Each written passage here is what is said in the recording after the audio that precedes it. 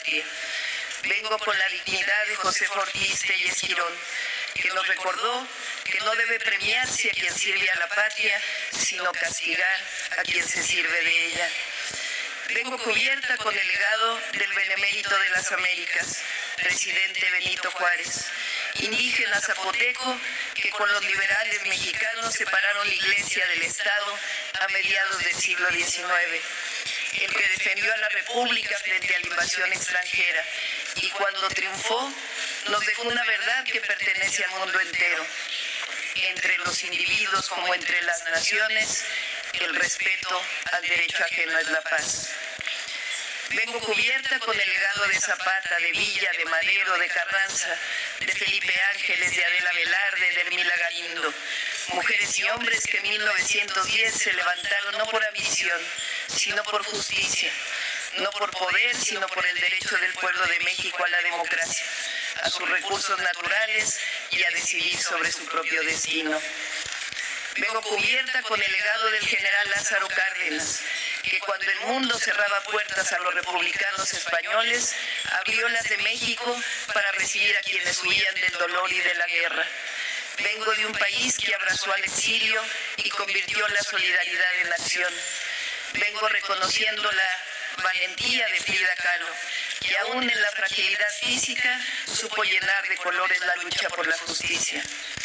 Vengo a recordar que México ha sabido sostener sus principios incluso en soledad, que alzó la voz contra el bloqueo a Cuba en 1962, cuando otros guardaron silencio, que hasta la fecha creemos, hablando de esa pequeña isla del Caribe, que ningún pueblo es pequeño, sino grande y estoico cuando defiende su soberanía y el derecho a la vida plena.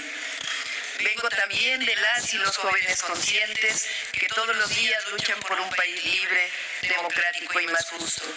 De mujeres y hombres que creen en la transformación pacífica, en la justicia social y en la dignidad humana como principio universal.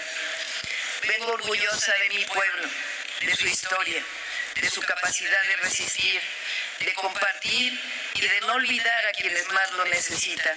Un pueblo que en 2018 decidió que el desarrollo democrático existe cuando se trabaja para la prosperidad compartida, o como lo decimos en México, por el bien de todos, primero los pobres.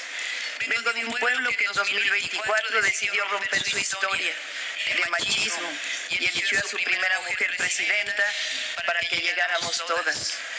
Vengo a la cumbre por la democracia para felicitar a mis colegas presidentes que luchan todos los días por ella. Vengo a contarles lo que México tiene como principios constitucionales surgidos de la historia, en materia de principios democráticos en política exterior, y que hoy resuenan fuerte y claro y están más vivos que nunca en el escenario mundial. El respeto a la autodeterminación de los pueblos, la no intervención, la solución pacífica de controversias, el rechazo al uso de la fuerza, la igualdad jurídica de los estados, la necesidad de la cooperación internacional para el desarrollo, el respeto a los derechos humanos, la lucha permanente por la paz. Porque en un mundo herido por la guerra, por la desigualdad, estos principios democráticos siguen siendo un aporte de México a los pueblos del mundo como un símbolo de esperanza. Los principios democráticos también significan libertad, pero vale la pena preguntarnos, ¿cuál libertad?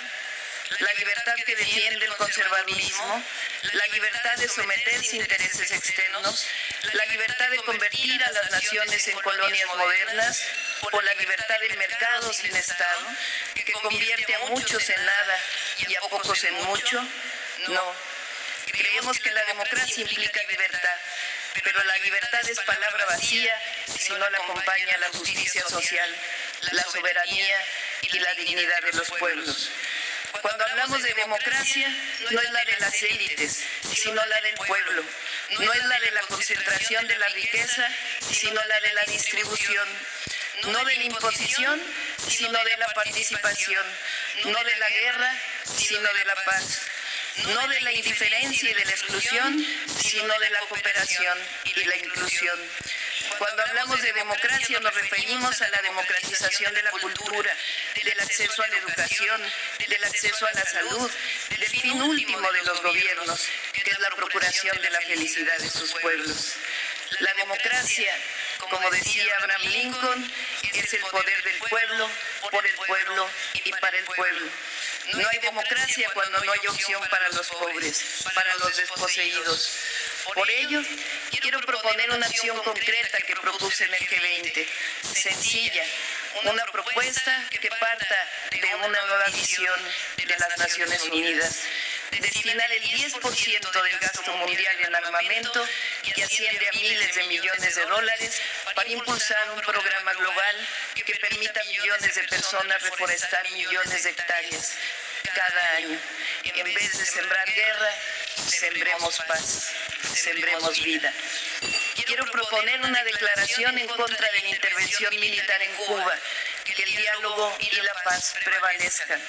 Quiero también extender una invitación para que esta cumbre tenga como próxima sede a México, donde podamos dialogar sobre la economía centrada en el bienestar y sobre una democracia que responda a las verdaderas necesidades de los pueblos.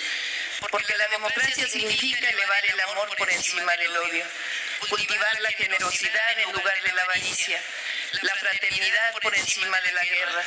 La democracia significa que la vida no se compra, como tampoco la libertad ni la dignidad de los pueblos.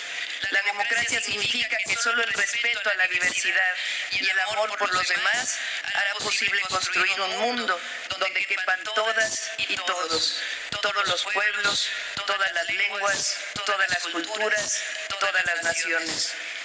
Soy una mujer de paz y represento una nación que ama la libertad, la justicia, la fraternidad y que entiende como democracia lo que diría el gran Benito Juárez.